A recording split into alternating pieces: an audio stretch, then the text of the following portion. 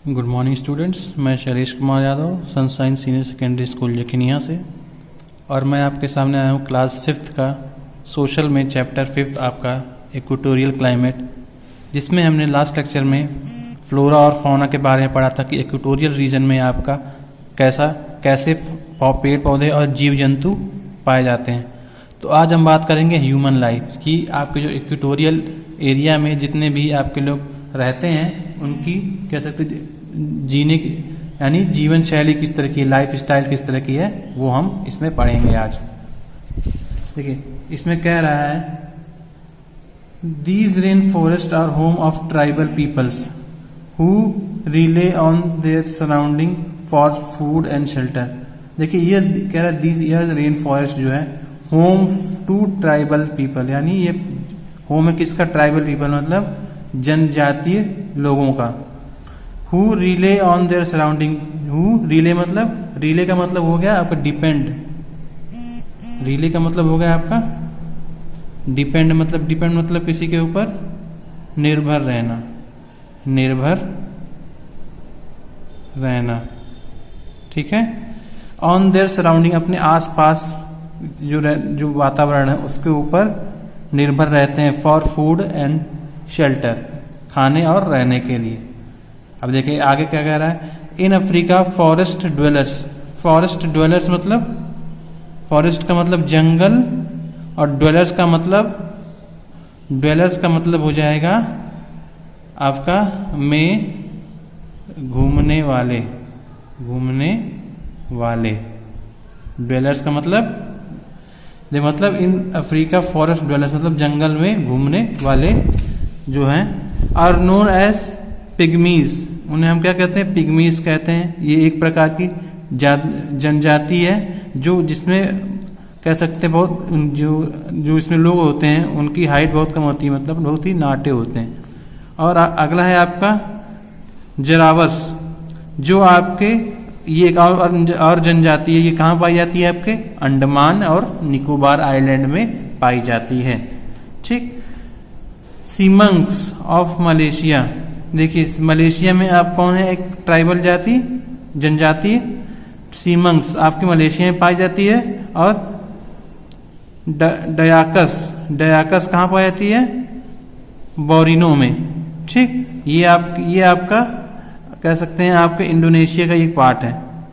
These nomadic का मतलब देखिए होता है घूमने वाले। नोमैडिक का मतलब क्या हो गया यहाँ पे? घूमने वाले, या कह सकते हैं आप घुमंतु या घूमने वाले। यानी ये सब जो नोमैडिक ट्राइब्स हैं spend their time in hunting and gathering food, यानी ये जो घूमने वाले आपके जो ट्राइब्स हैं, जो जाति हैं, जनजाति हैं, ये स्पेंड देयर टाइम अपना समय बिताते हैं इन हंटिंग शिकार करने में, एंड गैदरिंग फूड, गैदरिंग का मतलब इकट्ठा करना फूड, और ये अपना अधिकतर समय किसमें बिताते हैं? शिकार करने में और फूड इकट्ठा करने में। Still these natives can teach us a lot about the rain forest, ठीक। तभी भी हम दीज नेटिव्स इसकी वजह से हम जान सकते हैं, पर us a lot about the rain forest, यानी इसके तभी भी हम रेन फॉरेस्ट के बारे में तब भी बहुत कुछ पढ़ सकते हैं, जान सकते हैं। एग्जाम्पल के तौर पे मेडिसिनल प्लांट, मेडिसिनल प्लांट मतलब ऐसे प्लांट जिनके आप कह सकते हैं या तो पत्तियां हों, या उनकी जो रूट्स हों, या उनकी जो छालें होती हैं वो आपकी दवा के काम में आती है, ठीक। तो medicinal plant used for treating illness, जैसे कोई बीमारी है तो मेडिसिनल प्लांट से हम किस तरह बीमारियों को दूर कर सकते हैं। And ecology of Amazon rain forest, और इकोलॉजी मतलब जो आपका पारिस्थितिक तंत्र है, यानी जो आसपास का जो कह सकते हो इन्वायरमेंट है आपके अमेजन रेन फॉरेस्ट का, उसी को हम इकोलॉजी कहते हैं, ठीक। और वो हम ये भी जाने कि आपके अमेजन रेन फॉरेस्ट का इकोलॉजी क्या है, मतलब वहाँ पे आपके कैसा पारिस्थितिक तंत्र है, कैसे किस तरह के वहाँ पे एनिमल्स प्लांट्स रहते हैं और किस तरह के लोग वहाँ पे रहते हैं, ये भी हम जान सकते हैं। Some of them belong to the farming community, यानी कुछ जो ट्राइब्स होती हैं, कुछ जो जनजातियां होती हैं, बिलोंग टू फार्मिंग, वो क्या करते हैं, फार्मिंग कम्युनिटी के नाम से जाने जाते हैं, यानी वो खेती करती हैं, कुछ आपकी जनजातियां होती हैं। They practice shifting agriculture, they practice shifting agriculture.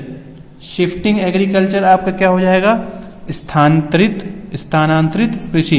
देखिए स्थानांतरित कृषि का मतलब क्या होता है, पहले इसमें आपका क्या होता है, आपने जैसे एक लैंड का टुकड़ा उसको साफ किया, और उसको जो आप कह सकते हैं, जो वहाँ पे जो घास वास थी, सब कुछ जो गंदगी थी, आपने उसको जला के साफ किया, और वहाँ पे आप 2-3 साल तक आपने खेती की, और जब देखा आपने 2-3 साल बाद वहाँ की जो जमीन है वो अनफर्टाइल हो गई है, मतलब अब वो उपजाऊ नहीं रह गई है, तो उस लोग क्या करते हैं, वो लोग जो हैं उसको, जो ट्राइब्स हैं उसको छोड़ के दूसरी जगह जाते हैं, फिर वहाँ पे 2-3 साल फिर इसी तरह खेती करते हैं। इसी को हम कहते हैं शिफ्टिंग एग्रीकल्चर।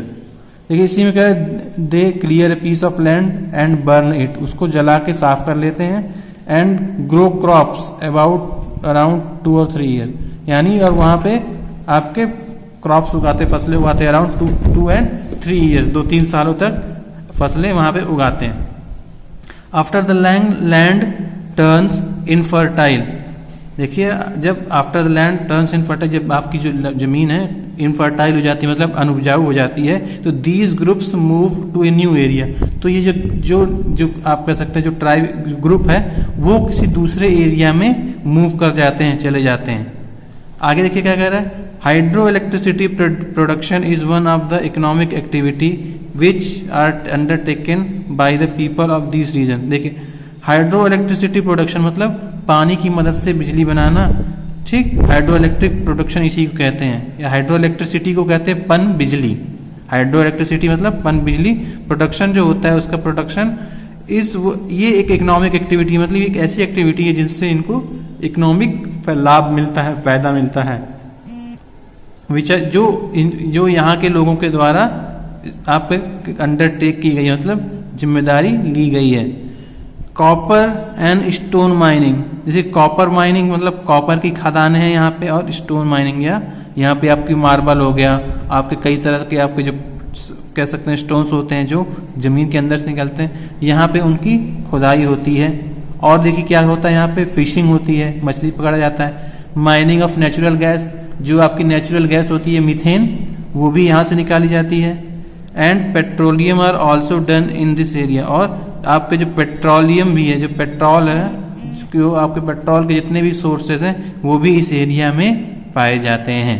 ठीक है, तो ये था आपके आपके इक्वेटोरियल क्लाइमेट, जहाँ कह सकते हैं इक्वेटोरियल रेन फॉरेस्ट में आपके जो लोग वहाँ पे ह्यूमन लाइफ किस तरह की होती है, आज हमने ये पढ़ा।